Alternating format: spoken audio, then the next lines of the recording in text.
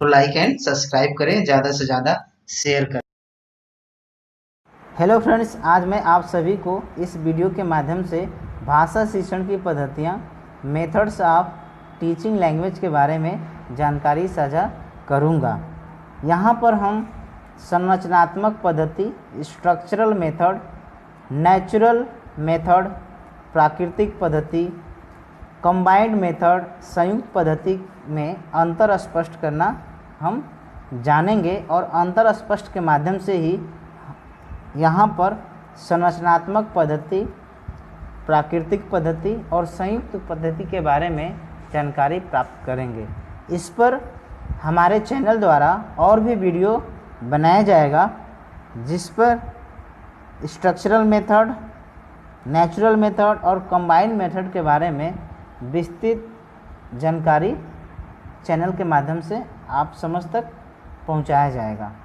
तो आइए हम देखते हैं संरचनात्मक पद्धति, प्राकृतिक पद्धति और संयुक्त पद्धति में क्या अंतर है।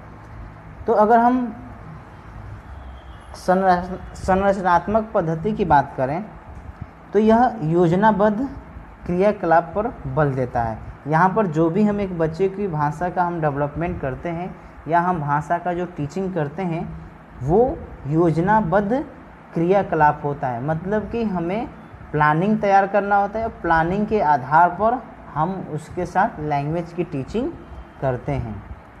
अगर हम नेचुरल मेथड की बात करें तो यहाँ पर सहज एवं प्राकृतिक क्रियाकलाप पर बल दिया जाता है। मतलब कि एक बच्चे को नेचुरली तरीके से यहाँ पर उसके साथ लैंग्वेज की टीचिंग की जाती है। जैसे कि एक मदर अपने बेबी के साथ वो जो है लैंग्वेज के बारे में या उसके साथ वो कम्युनिकेट करती है। इसी प्रकार से हम नेचुरल पद्धति में हम एक बच्चे के साथ हम क्रियाकलाप पर बल देते हैं और हम वहाँ पर उसके साथ लैंग्वेज का टीचिंग करते हैं।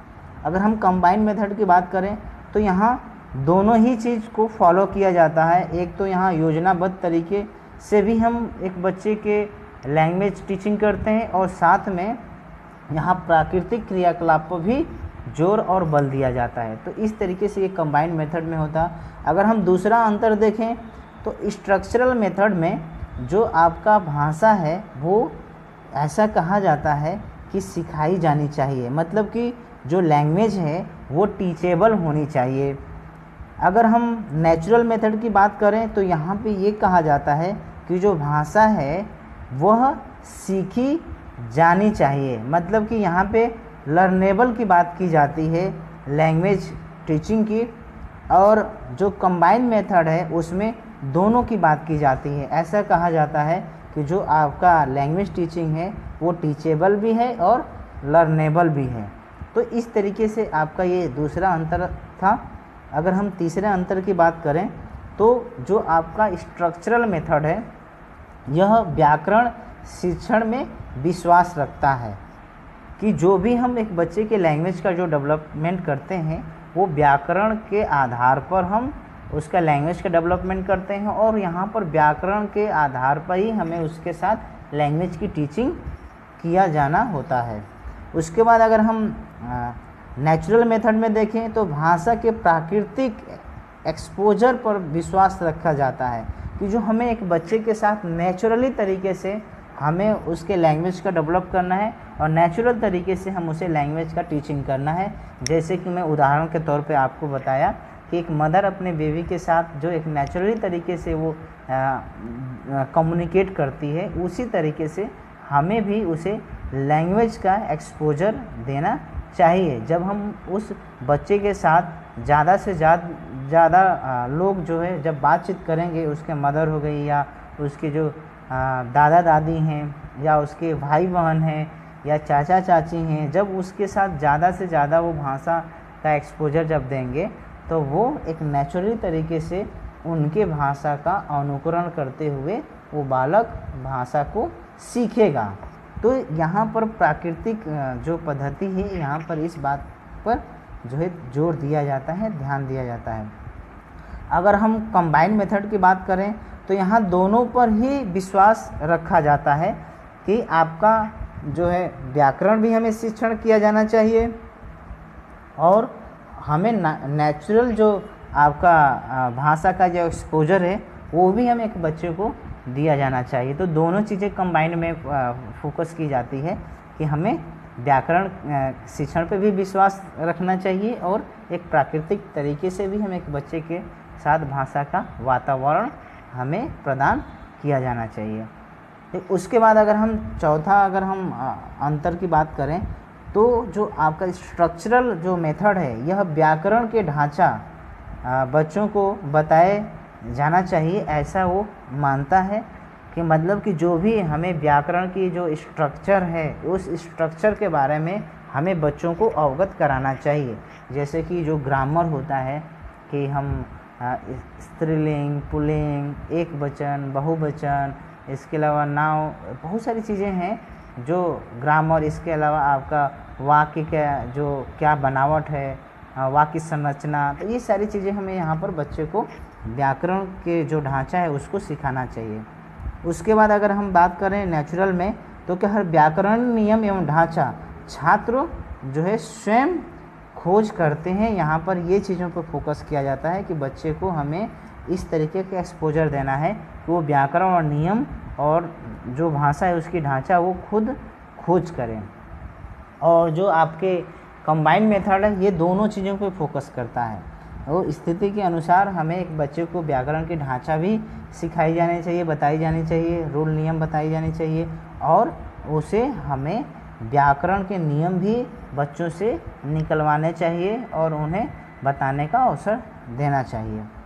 उसके बाद अगर हम पांचवा अंतर की बात करें तो जो आपका स्ट्रक्चरल मेथड है उसमें जो है अभ्यास एवं प्रशिक्षण पर अधिक बल दिया जाता है। मतलब यहाँ पर बच्चे में लैंग्वेज डेवलपमेंट तभी होगा जब उसको प्रैक्टिस करेगा और उसको हम ट्रेनिंग देंगे, तो ये स्ट्रक्चरल मेथड में होता है। वहीं अगर हम नेचुरल की बात की करें तो यहाँ पर कह रहे हैं कि शुद्ध अनावरण पर बल दिया जाता है, मतलब नेचुरल तरीके से उस पर बल दिया जाता है कि एक नेचुरल तरीके से हम उसके साथ कम्युनिकेशन करें। तो ये चीज़ें हैं। और उसके बाद अगर हम कंबाइंड मेथड की बात करें तो यहाँ पर दोनों ही चीज़ पे ध्यान दिया जाता है कि हमें एक बच्चे को अभ्यास भी कराना चाहिए, प्रशिक्षण भी कराना चाहिए, और साथ में जो आपका एक नेचुरल चीज़ें हैं उसको भी हमें ध्यान में रखना चाहिए। हमें उसे एक्सपोजर भी लैंग्वेज का देना चाहिए एक हमें। तो इस तरीके से जो है कंबाइंड मेथड में होता है। अगर हम बात करें स्ट्रक्चरल मेथड में नेक्स्ट अंतर की बात करें तो यहाँ पर पाठ्यक्रम जो है श्रृंखलाबद्ध एवं कठिन होता है। यहाँ पे जो पाठ्यक्रम हम एक नेचुरल मेथड का जो हम एक बच्चे के लैंग्वेज टीचिंग के लिए जो हम तैयार करते हैं वो एक श्रृंखलाबद्ध तरीके से होता है और वो कठिन भी होता है। लेकिन जो आपका नेचुरल पद्धति है इसमें जो पाठ्यक्रम होता है वो फ्लेक्सिबल होता है, वो यहाँ पर कठिन और रिजिड नहीं होता है, फ्लेक्सिबल होता है। बच्चे के अनुरूप जो है वो यहाँ पर उसके लैंग्वेज की टीचिंग की जाती है। और आपका जो कंबाइंड मेथड है इसमें दोनों ही चीज़ को ध्यान में रखा जाता है।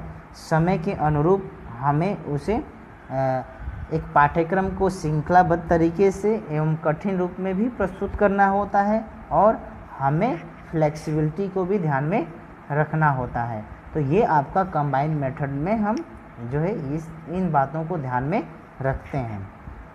उसके बाद हम अगला अंतर की बात करें तो जो आपका स्ट्रक्चरल मेथड है, स्ट्रक्चरल मेथड में हम अंश से पूर्ण की तरफ चलते हैं। मतलब हम यहाँ पे जो छोटे छोटे पार्ट्स हैं उस पार्ट्स से हम एक पूर्ण की तरफ चलते हैं। और जो आपका नेचुरल मेथड है इसमें पूर्ण से अंश की तरफ होता है। जैसे कि हम एक उदाहरण के तौर पे बताएं तो हम पहले बच्चे को हम बॉडी के डिफरेंट पार्ट्स के बारे में बताते हैं, जैसे कि आई, आँख के बारे में, नाक के बारे में, कान के बारे में, ठीक है। उसके बाद हम उसको संपूर्ण शरीर के बारे में बताते हैं कि इन्हीं पार्टों से मिलकर जो आपका शरीर का निर्माण होता है। एक तरफ हम क्या करते हैं कि हम उसे पहले शरीर के बारे में बताते हैं और फिर हम जो इसके स्ट्रक्चर के बारे में एक एक करके बताते हैं। तो ये चीज़ें यहाँ पे कह रहा है कि जब हम एक बच्चे के साथ भाषा का जब शिक्षण करते हैं तो तो हम नेचुरल मेथड में हम पूर्ण से अंश की ओर हम जाते हैं और स्ट्रक्चरल में हम जो है अंश से पूर्ण की तरफ जाते हैं।